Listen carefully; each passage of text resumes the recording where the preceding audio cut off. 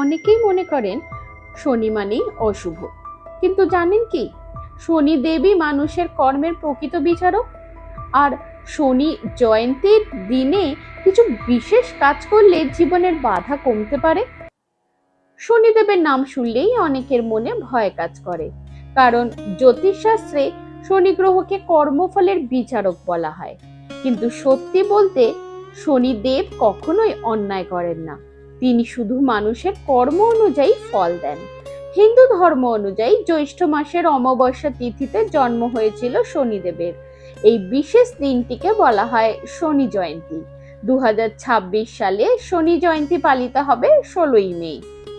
এই দিনে অনেক ভক্ত উপবাস রাখেন, শনি মন্দিরে প্রদীপ জ্বালান এবং তিলের তেল অর্পণ করেন।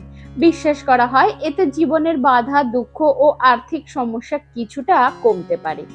কিন্তু জানেন কি, শনিদেব কেবল শাস্তি দেন না, যে ব্যক্তি সৎ, পরিশ্রমী ও ন্যায়ের পথে চলে শনিদেব তাকে আশীর্বাদও করেন। তাই শনি জয়ন্তীর আসল শিক্ষা হলো নিজের কর্মকে শুদ্ধ করা। এই দিনে কি করবেন? এই দিনে গরিব মানুষকে সাহায্য করুন, কালো তিল দান করুন, শনি মন্ত্র জপ করুন, প্রাণীদের খাবার দিন। আর কি করবেন না? অকারণে কাউকে অপমান করবেন না, মিথ্যে কথা বলবেন না, অন্যায় কাজ থেকে দূরে থাকুন। মনে রাখবেন, শনির ভয় নয়, শনির শিক্ষা বোঝাটাই সবচেয়ে গুরুত্বপূর্ণ। জয় শনিদেব। আর একটা বিশেষ কথা, এই বছর একই দিনে পড়েছে ফলহারিণী কালী পুজো।